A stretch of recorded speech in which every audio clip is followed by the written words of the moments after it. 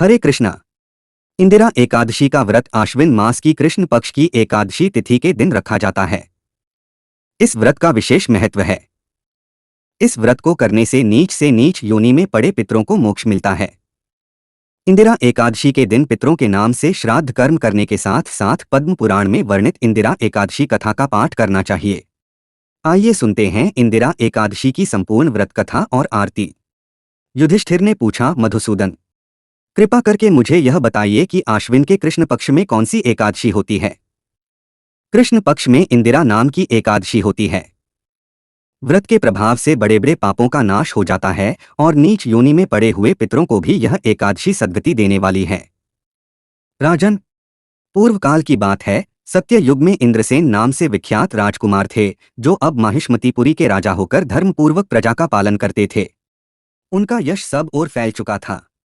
राजा इंद्रसेन भगवान विष्णु की भक्ति में तत्पर हो गोविंद के मोक्षदायक नामों का जप करते हुए समय व्यतीत करते थे और विधिपूर्वक अध्यात्म तत्व के चिंतन में संलग्न रहते थे।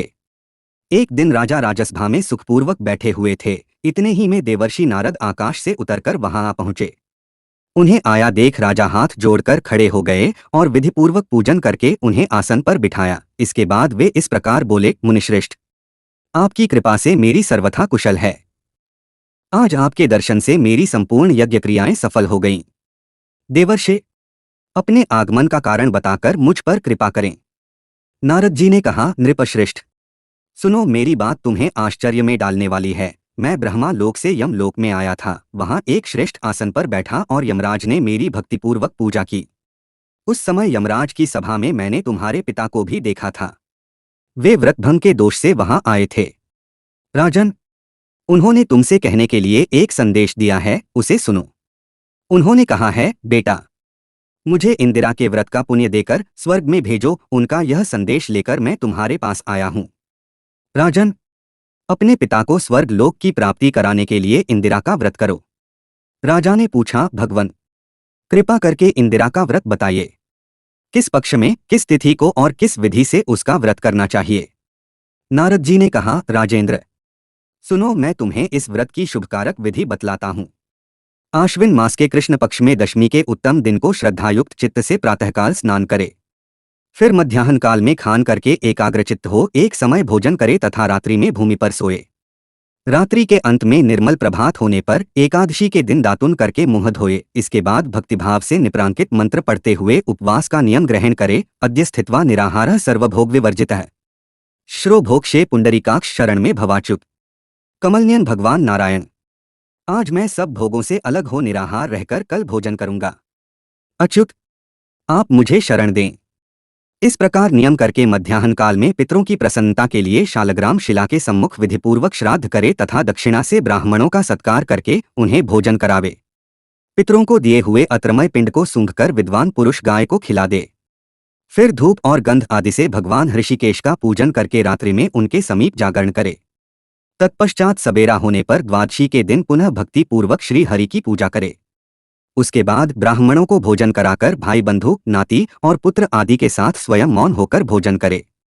राजन, इस विधि से आलस्य रहित होकर तुम इंदिरा का व्रत करो।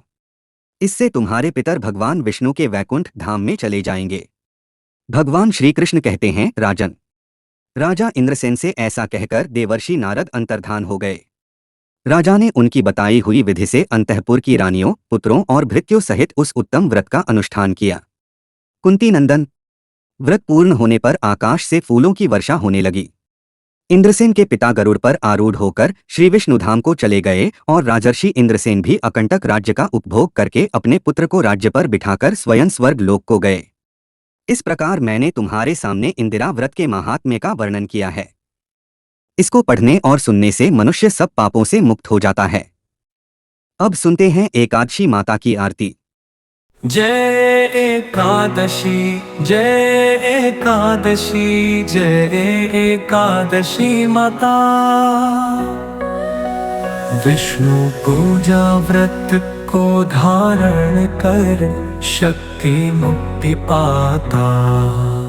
ओम जय एकादशी माता। जया फागुन कृष्ण पक्ष में शुक्ला आमल की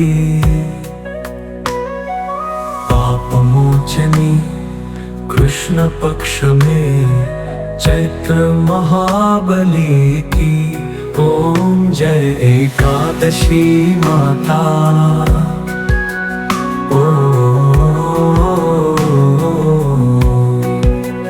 चैत्र शुक्ल में नाम कामदा धन देने वाली।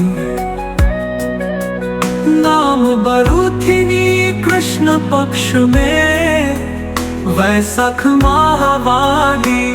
ओम जय एकादशी माता।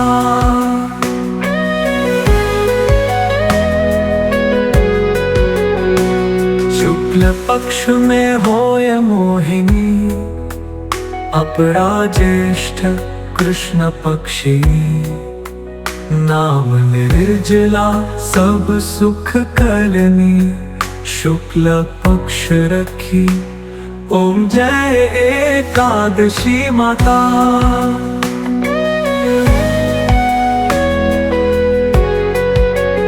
योगिनी नाम आषाढ़ में जानो कृष्ण पक्ष करनी। देवशयनी नाम कहायो शुक्ल पक्ष धरनी। ओम जय एकादशी माता। कामिका श्रावण मास में आवई कृष्ण पक्ष कहिए। श्रावण शुक्ला होय पवित्रा आनंद से रहिए। ओम जय एकादशी माता। अजा भाद्रपद कृष्ण पक्ष की परिवर्तिनी शुक्ला। इंद्रा आश्चिन कृष्ण पक्ष में व्रत से भव सागर निकला। ओम जय एकादशी माता। आपा कुशा है शुक्ल पक्ष में आप हरनहारी। रमा मास कार्तिक में आवई सुखदायक भारी। ओम जय एकादशी माता। देवोत्थानी शुक्ल पक्ष की दुख नाशक मैया। पावन मास में करूं विनती पार करो नैया। ओम जय एकादशी माता। परमा कृष्ण पक्ष में होती जन मंगल करनी।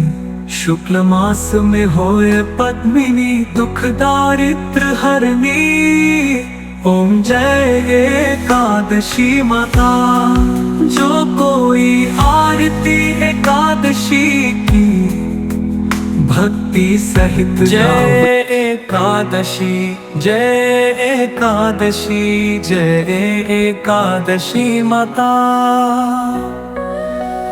विष्णु पूजा व्रत को धारण कर शक्ति मुक्ति पाता। ओम जय एकादशी माता।